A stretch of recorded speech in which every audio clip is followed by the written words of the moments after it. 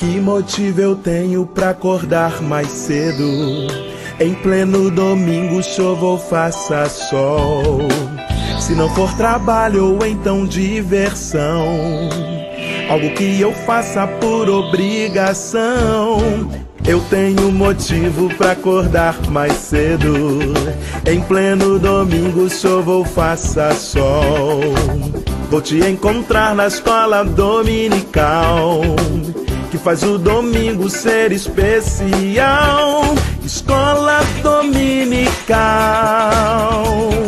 feita pra mim, pra você.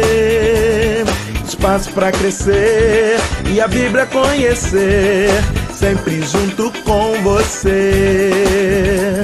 Escola dominical, feita pra mim, pra você. Espaço pra crescer e a Bíblia conhecer, sempre junto com você. Que motivo eu tenho pra acordar mais cedo? Em pleno domingo, chova ou faça sol. Se não for trabalho ou então diversão, algo que eu faça por obrigação. Eu tenho motivo pra acordar mais cedo. Em pleno domingo, chova ou faça sol. Vou te encontrar na escola dominical, que faz o domingo ser especial. Escola dominical, feita pra mim, pra você. Espaço pra crescer e a Bíblia conhecer, sempre junto com você. Escola dominical, feita pra mim, pra você. Espaço pra crescer e a Bíblia conhecer, sempre junto com você. Escola dominical, feita pra mim, pra você. Espaço pra crescer e a Bíblia conhecer, sempre junto com você. Sempre junto com você. Sempre junto com você. Graça e paz a todos que nos acompanham aqui no canal Palavra Viva e Fiel. Chegamos à nossa lição número 9 deste segundo trimestre de 2022. Uma lição que eu considero a mais importante de todo o livro de Hebreus, de toda esta carta. Olhando para o autor e consumador da nossa fé. O texto áureo nos fala, olhando firmemente para o autor e consumador da fé, Jesus, o qual, em troca da alegria que lhe estava proposta, suportou a cruz, não fazendo caso da ignomínia, e está sentado à destra do trono de Deus. Ou seja, Cristo está à direita do trono de Deus, está junto ao Pai, do lado direito do Pai. E tudo isso porque ele suportou a cruz, suportou o sofrimento, a ignomínia, ou seja, a vergonha, o desprezo das pessoas da sua época. Que lição importante e maravilhosa para nós. A nossa verdade prática nos fala, fixando os olhos em Jesus e desviando das circunstâncias de nós mesmos e das outras pessoas, alcançaremos a vitória. A leitura bíblica está em Hebreus capítulo 12, versículos 1 a 17. A introdução do comentário nos destaca que chegamos ao penúltimo capítulo de Hebreus. A forma como ele começa, com este portanto, deixa claro que esta grande nuvem de testemunhas que ele se refere são os heróis da fé do capítulo anterior. Aqui, testemunhas é o grego mártiros, quer dizer mártires, aqueles que morreram pela sua fé. Esse é o significado. Caso contrário, nós poderíamos imaginar que esses heróis da fé estão lá nos céus, olhando para nós, acompanhando a nossa trajetória aqui na Terra, quando na verdade eles não têm mais contato nenhum com esta terra, com esta vida. Estão no paraíso com Deus, eles não estão acompanhando as nossas lides diárias. Mas num sentido simbólico, eles estão como que observando a todos nós. E claro que existem outras testemunhas que estão realmente acompanhando nossa trajetória. Os anjos de Deus e também os anjos caídos, guiados por Satanás, estão também acompanhando nossa trajetória. Portanto, realmente é uma grande nuvem de testemunhas observando as nossas condutas aqui nesta terra. Tudo isso serve como inspiração, mas há coisas melhores ou superiores pela frente. O primeiro tópico nos fala sobre a atitude do cristão. Se todos os heróis da fé do capítulo anterior já chegaram, nós também chegaremos.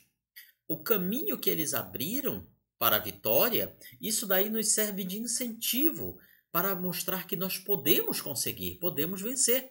Mas são necessárias algumas atitudes. Primeiro, deixar o pecado e embaraço, que tenazmente, que ferozmente, que com muita insistência nos assedia, ou seja, está nos espreitando como um caçador atrás da sua presa. De um modo sábio, o escritor sagrado mostra a diferença entre o velho e o novo pacto. Os heróis do passado agora são colocados como espectadores, ao passo que os cristãos estão na arena, no estádio. O autor tem em mente os jogos que eram tão populares naquela época como uma corrida. Os gregos, eles tinham os seus esportes olímpicos e os romanos adquiriram estes mesmos hábitos também. Então, na época em que foram escritos livros como a Carta aos Hebreus, todos conheciam este cenário dos jogos, das corridas, do desafio que os atletas tinham para vencer os seus adversários. O autor, então, ele usa essa analogia de uma corrida no estádio, como se uma grande multidão de testemunhas estivesse ali a observar o nosso desempenho. A figura usada pelo escritor é tirada daquela rigorosa e conhecida vida dos atletas gregos. Nada que acrescenta peso pode ser mantido. O atleta precisa se desfazer de tudo se ele quiser ser vitorioso. Este é o cenário transferido para os dias atuais que o escritor aos Hebreus tenta nos transmitir. É como se cada crente fosse um destes corredores e à nossa volta no estádio estivessem aqueles heróis da fé do passado, os anjos de Deus, uma grande nuvem de testemunhas a observar o nosso desempenho, o nosso esforço ou não nesta grande corrida espiritual.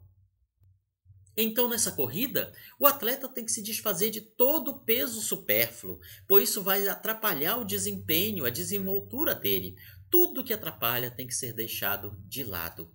Espiritualmente, tanto o embaraço como o pecado nos faz correr mais lentamente. Portanto, fora com eles. Claro que o maior e principal empecilho que o autor tem em mente é o pecado, que nos assedia, que nos espreita como um caçador.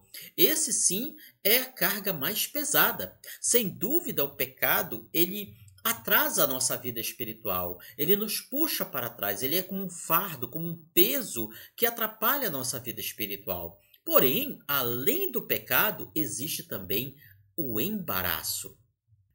Aqui, embaraço é o grego ógkos, significa tudo aquilo que é proeminente, tudo aquilo que sai do padrão. Toda protuberância, tamanho, massa, carga, peso, estorvo, tudo isso, até mesmo coisas que não são pecado, podem se tornar um embaraço para a nossa vida. Amizades podem se transformar num embaraço se não cuidarmos. Lugares onde vamos, onde gostamos de frequentar, podem se tornar um embaraço. Hábitos que em si não são pecados, podem se tornar embaraços. Qualquer coisa que não seja pecado pode se tornar um embaraço para a nossa vida. E aqui, novamente, o escritor da Carta aos Hebreus, ele usa o exemplo dos atletas da sua época. Por exemplo, aqui nesta imagem tirada de esculturas, de pinturas gregas, nós vemos que era costume daqueles atletas disputarem os esportes como a corrida inteiramente nus, sem nenhuma peça de roupa ou com o mínimo de roupa necessário. Para quê?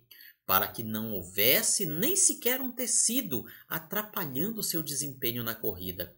No sentido espiritual, nós temos também este ensinamento de nos abster de todo tipo de coisa que possa nos atrapalhar espiritualmente. Mas não basta isso também.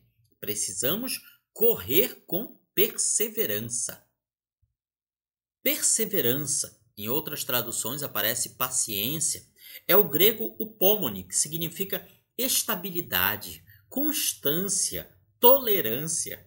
A característica da pessoa que não se desvia do seu propósito, da sua lealdade. É uma lealdade tão grande que mesmo diante das maiores provações e sofrimentos, ela se mantém. É isso que é perseverança. É correr pacientemente, firmemente, mantendo o passo, mantendo o ritmo, sem diminuir a marcha. Alguém que persiste com paciência, com constância. Essa palavra também era dada para as pessoas que remavam nos grandes navios e que tinham que manter o ritmo, remar mantendo aquele ritmo constante para que o navio se deslocasse da maneira correta. É dessa maneira que somos chamados a correr, diferente das pessoas que correm a vida espiritual de forma inconstante, de forma instável. Hoje está com todo o pique, com todo o gás, mas amanhã já fraquejou, já não tem forças para continuar. Depois melhora de novo, depois desestabiliza novamente. Não é isso que a Bíblia quer de nós. Ela quer que corramos com perseverança, ou seja, que mantenhamos o nosso passo, o nosso ritmo. Destaca ainda o nosso comentarista que nenhuma pessoa que conheça o mínimo que seja sobre os Jogos Olímpicos e outros jogos também, outras competições esportivas, vai dizer que a perseverança não é necessária. O lançar fora os fardos desnecessários agora provam o seu valor. Nenhum atleta ganha nada sem decisão, sem renúncias, sem perseverança. Eu assisti alguns documentários e reportagens de atletas que na sua época estavam no auge e eles diziam: eu não podia comer o que eu queria, eu não podia dormir a hora que eu bem quisesse, eu não podia ir a qualquer lugar fazer qualquer coisa, porque a disciplina atlética tinha que me manter naquele ritmo. Eu não podia exagerar no comer, no treinar, tudo tinha que ser com disciplina. Eu tinha que deixar fora qualquer fardo desnecessário. E assim também é cada cristão na sua vida espiritual. Cada cristão é como se fosse um atleta de Cristo, que está na pista, correndo, buscando o prêmio maior de todos. Nenhum atleta ganha nada sem decisão, renúncias e perseverança. Será que nós temos feito isso? Temos realmente decisão? Não basta ter decisão, precisa ter renúncias. O que você tem renunciado por causa de Cristo? Você tem tido perseverança em seguir a Cristo? Na vida cristã, a persistência precisa ser mantida do começo ao fim da corrida, sem tréguas, sem distrações. O autor coloca a primeira pessoa do plural. Ele se coloca como parte da corrida também, como parte daqueles que estão na luta. Portanto, também nós, ele se inclui. Visto que temos a rodear-nos tão grande nuvem de testemunhas, nos desembaraçando de todo peso e pecado que nos assedia, corramos com perseverança. Ele se inclui. Ele não está dizendo corram, ele diz corramos. Ele não diz vocês, ele diz nós. Isso realmente é uma lição tão maravilhosa, porque não importa o quanto nós ensinemos, nós fazemos parte dessa corrida. Sim, a vida cristã é isso, é uma maratona. Todos estão ali na pista, correndo, mas nem todos vão ganhar, nem todos vão conseguir chegar até o final. Estejamos nós entre aqueles que conseguirão atravessar a linha de chegada. Muitos dão na largada, mas poucos estão na chegada. Perseverança aqui, destaca o nosso comentário, é aguentar sob pressão, continuar quando as coisas estão difíceis. É uma palavra também usada para agonia. Os leitores dessa carta estavam passando por provações e, embora nenhum ainda tinha sido chamado a morrer por Cristo, eles estavam sendo tentados a desistir. O escritor está exortando: aguentem firmes, não desistam. Por que vocês vão desistir? Outros não desistiram, mesmo tendo que morrer. Vocês ainda não precisaram morrer pela sua fé, então por que estão pensando em desistir? E aqui no terceiro item do primeiro tópico ele nos dá a receita para não desistir. Olhando firmemente para Jesus, o autor e consumador da fé. Esse é o segredo, olhar para Jesus. Firmemente aqui significa tirar os olhos de outras coisas e fixá-las em algo, esquecer o resto e olhar apenas para uma coisa. Se formos olhar para tudo à nossa volta, nós vamos desanimar, nós vamos desistir. Se olharmos para as dificuldades, nós vamos desistir. Se olharmos para aqueles que se desviam da fé, nós vamos desistir. Se nós olharmos para os defeitos dos outros, os defeitos da igreja, os defeitos do pastor, os defeitos do líder, se formos olhar para as heresias que muitas vezes são ensinadas, nós vamos acabar desistindo, como muitos desistem. Mas se olharmos para Jesus, isso não acontece, porque ele, em troca da alegria que lhe estava proposta, suportou a cruz. Então, ele fez a sua trajetória de campeão e venceu. Ele não fez caso da ignomínia. O que é isso? Da vergonha, da indiferença que as pessoas lhe davam. Ninguém estava torcendo por ele. Todos estavam torcendo contra ele. Até mesmo os seus discípulos, que deveriam estar ali lhe dando apoio, lhe ajudando, eles fugiram também. Ele foi deixado sozinho, sem ninguém do seu lado, zombado e desprezado por todos. Mas ele não desistiu. E é isso que o escritor está nos mostrando aqui. Ele suportou a cruz. E como recompensa, ele está sentado à direita do trono de Deus. Essa imagem é muito linda. O escritor parece colocar Jesus na linha de chegada como que dizendo: olhem para mim. Não olhem para as circunstâncias difíceis, olhem para mim. A provação está grande, mas olhem para mim. É isso que ele está dizendo para todos nós. As outras testemunhas, os heróis da fé, lá do capítulo 11, eles não podem nos ver, mas Cristo não somente nos vê, como também nos encoraja. Corra, não desista. Continue, prossiga, você vai conseguir.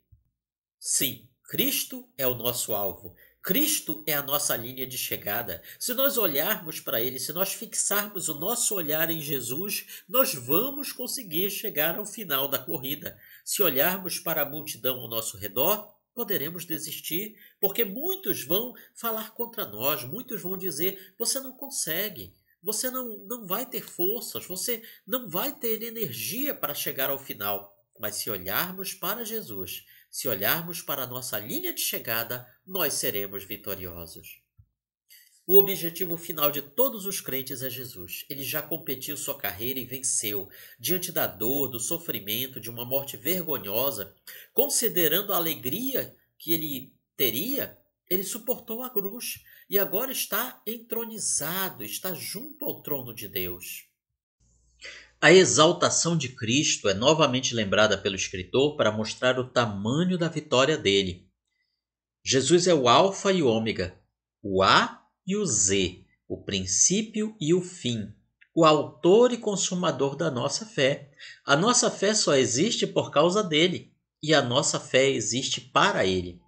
O mesmo conselho, portanto, vale para nós hoje. Olhemos para Jesus.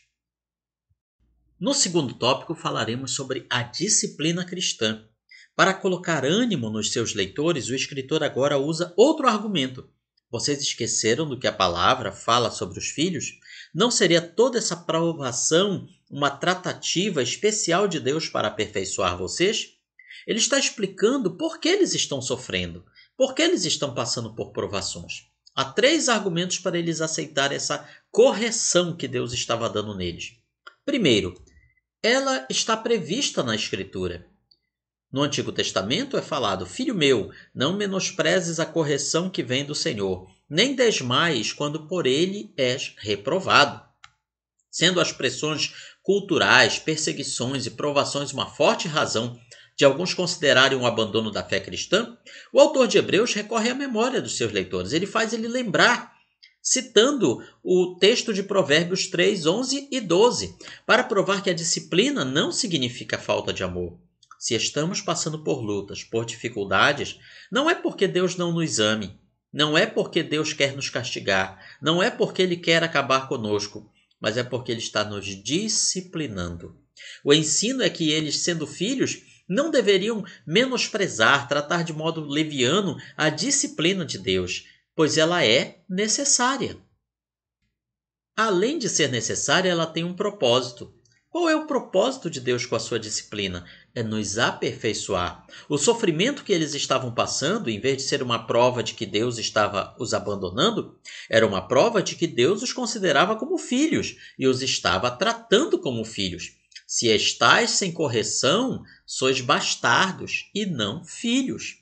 O fato deles estarem sendo disciplinados por Deus através das provações era uma prova de que Deus os amava e os estava corrigindo, os estava disciplinando porque eles eram seus filhos. Devemos ver as dificuldades e provações que passamos hoje da mesma forma. Deus está nos disciplinando porque essa é a missão dele como pai. Disciplina significa que nós somos filhos. Se ele estivesse nos punindo, nós seríamos juiz.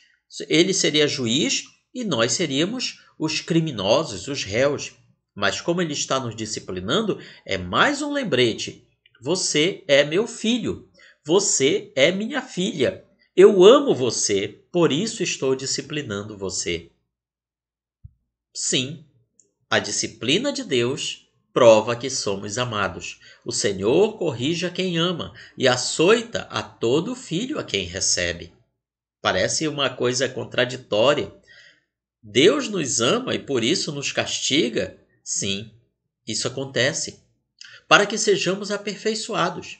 Espiritualmente, os leitores da carta aos Hebreus eram crianças na fé. E assim como nós, eles tinham dificuldade de entender a ligação entre disciplina e amor. Realmente, para o homem comum, natural, a ideia de que Deus é amor significa Deus não castiga ninguém. Deus não disciplina ninguém. Deus é só amor. Deus não é justiça. É isso que o mundo de hoje pensa. Por isso que o mundo de hoje não consegue entender Deus castigando as pessoas, Deus disciplinando as pessoas, Deus até mesmo lançando no inferno aqueles que não querem o seu amor, não querem a sua correção. Mas o fato de Deus nos amar prova que Ele nos disciplinará também. Isso seria básico se compreendêssemos melhor o caráter do nosso Pai, que é Deus. Se até o Filho, por excelência, o Filho de Deus, Jesus, suportou o sofrimento, aquelas pessoas que estavam ali lendo a carta aos Hebreus também deveriam suportar esse sofrimento e não desfalecer, não desanimar. E aqui a gente destaca o desserviço que muitos pregadores fazem ao reino de Deus quando as suas pregações são sempre de conquistas e vitórias. A teologia da prosperidade, ela tem causado muitos males no povo de Deus. Tem colocado nas pessoas a ideia de que é só vitória. E esquecido de dizer às pessoas que para ter vitória precisa ter luta. Quanto maior a vitória, maior também tem que ser a luta. Nesse sentido, o amor de Deus sempre é entendido por dar coisas. É isso que as pessoas entendem. Deus é amor, então Ele sempre vai me dar tudo do bom e do melhor. Ele sempre vai me conceder o melhor dessa terra. Mas não é assim que a Bíblia nos ensina. A disciplina é um privilégio que Deus estende àqueles a quem ama. Se Ele ama você, Ele disciplinará você. Ela não é estendida por Deus àqueles que não pertencem a Ele. Deus não precisa disciplinar aqueles que não pertencem ao seu povo, porque Ele não os ama. Essas pessoas não amam a Deus e não têm o amor de Deus na vida delas. Nenhum pai disciplina o filho do vizinho, mesmo contrariado com o seu comportamento. Assim também, Deus não irá disciplinar os pecadores que estão fora do seu amor, mas somente a nós, filhos, que somos alvo do seu amor. A disciplina de Deus também tem um propósito. Os nossos pais nos corrigiam por pouco tempo, escreve aqui o autor da carta aos Hebreus, segundo melhor lhes parecia. Deus, porém, nos disciplina para aproveitamento, a fim de sermos participantes da sua santidade. Olhe só! Deus nos corrige para que sejamos como Ele, para que sejamos santos como Ele. A disciplina não é o derramar da ira de Deus, pois a ira de Deus já veio sobre Jesus. Cristo pagou a nossa culpa. A disciplina é para outra coisa, é para amadurecer e aperfeiçoar. Para além das lutas e provas, devemos perceber que Deus está invisivelmente trabalhando em nosso favor com o melhor dos propósitos. Embora isso possa ser um paradoxo gigantesco. Deus está me provando, está me testando, está me permitindo passar por lutas e dificuldades, e tudo isso é por amor? Tudo isso é para que eu seja aperfeiçoado? Por que Ele não me aperfeiçoa de uma maneira que doa menos, que eu não sinta dor, que eu não sofra? Por que Ele não pode fazer isso? Porque Ele não pode mesmo. Pois se com o seu filho Ele não poupou a Jesus, o seu filho natural, quanto mais a nós.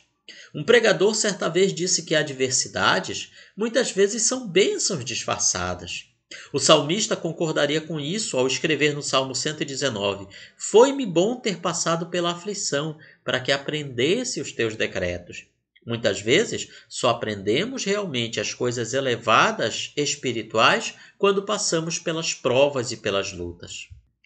Quantos de nós somos gratos aos nossos pais pelas correções e disciplinas que nos tornaram seres humanos melhores? Quantas pessoas que hoje estão em altas posições, em altos cargos, mas quando eram crianças, jovens, os seus pais os disciplinaram de maneira severa.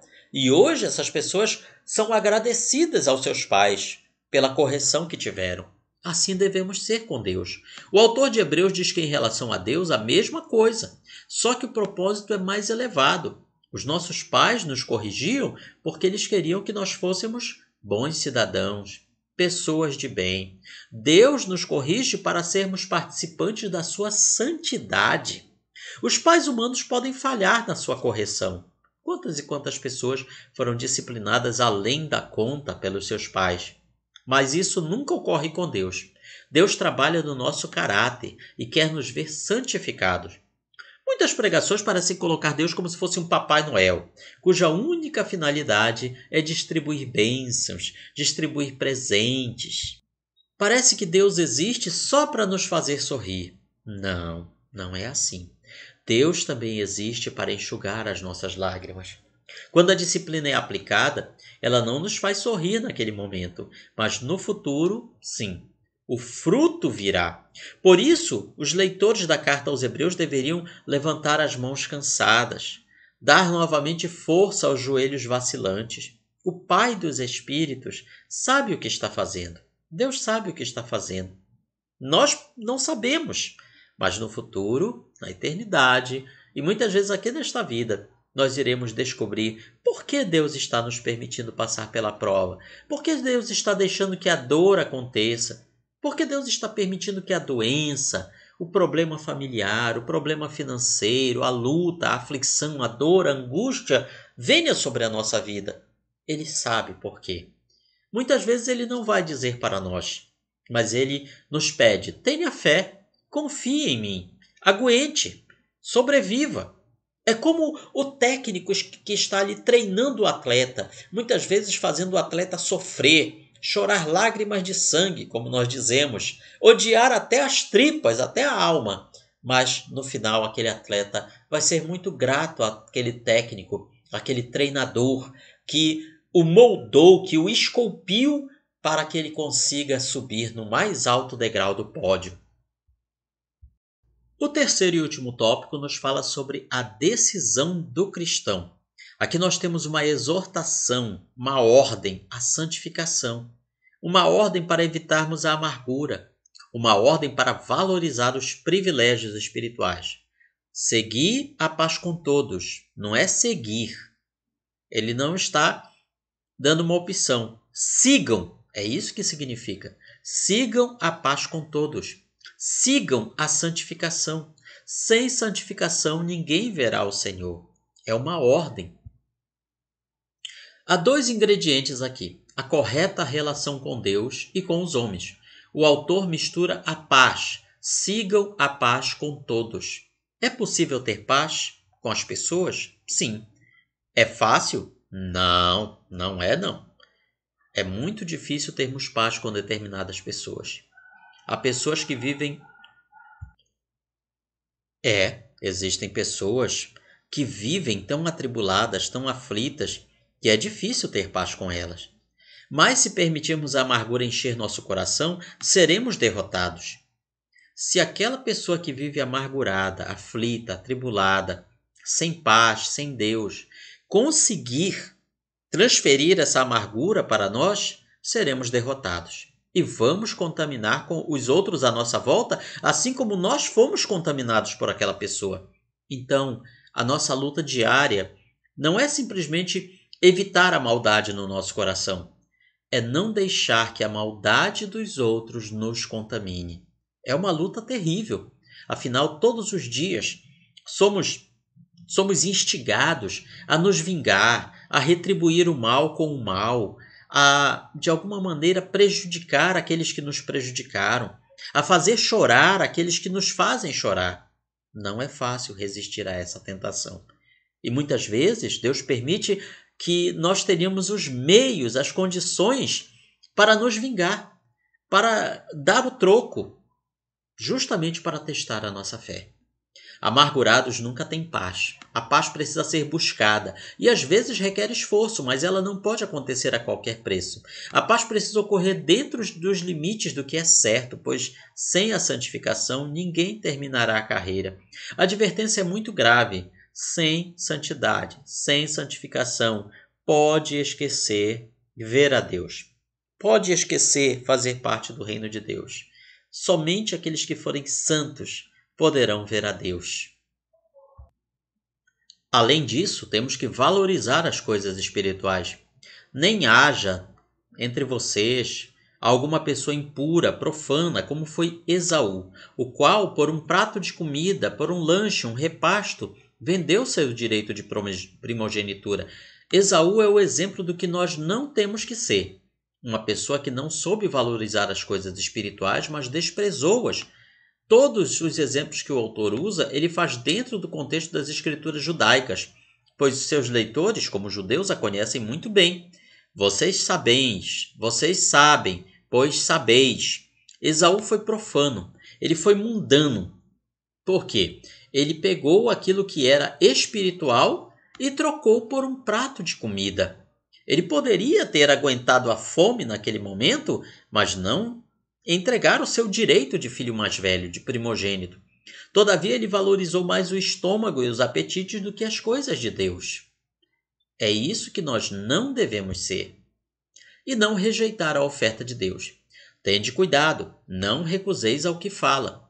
Pois se não escaparam aqueles que recusaram ouvir quem divinamente os advertia sobre a terra, muito menos nós, os que nos desviamos daquele que dos céus nos adverte. O escritor da carta aos Hebreus está dizendo: não fechem os ouvidos para este aviso.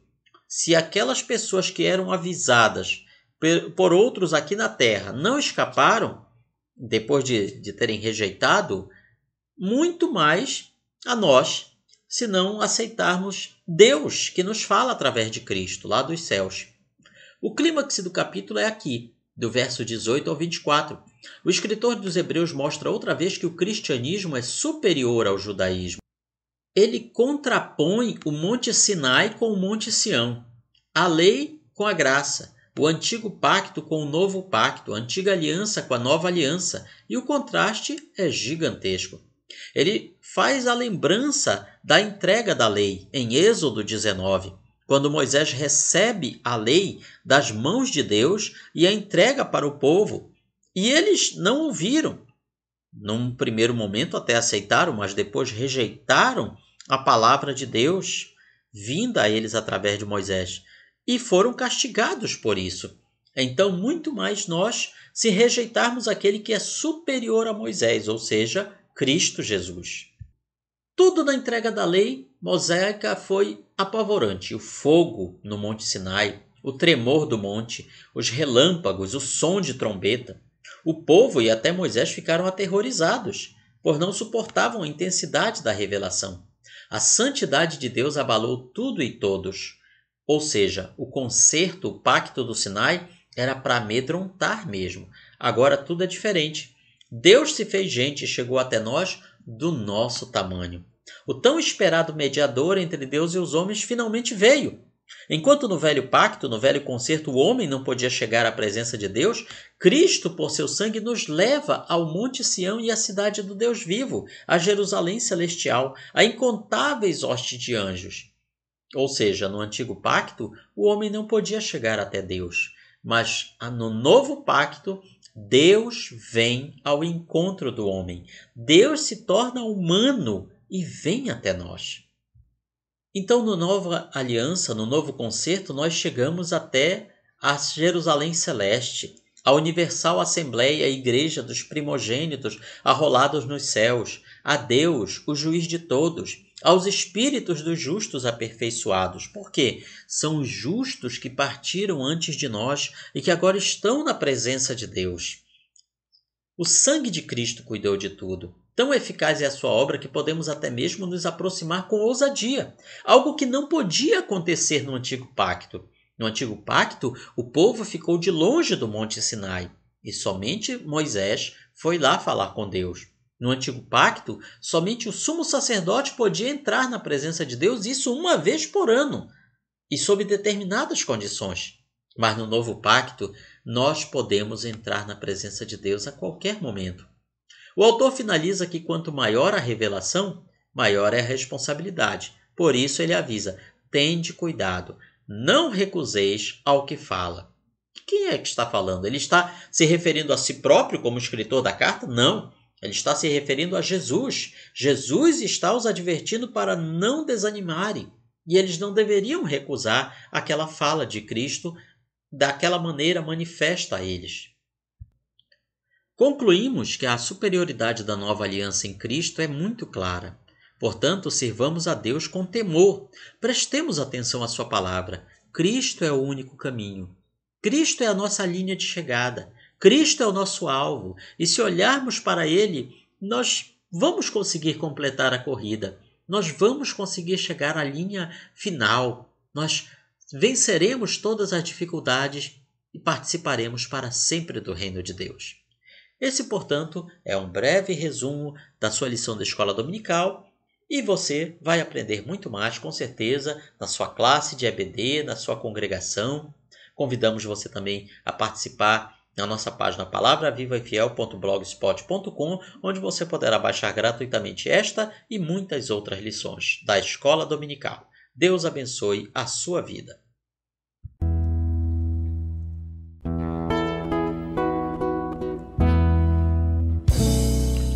Findou-se o tempo de estudo da escola dominical. Boa lição aprendemos do nosso Pai Celestial. Despede-nos, Jesus Cristo, em tua paz e amor, e nos concede para sempre o teu celeste favor. Aos visitantes e amigos agradecemos também. Que a paz de Deus reine em todos e até domingo que vem. E até domingo que vem. E até domingo que vem.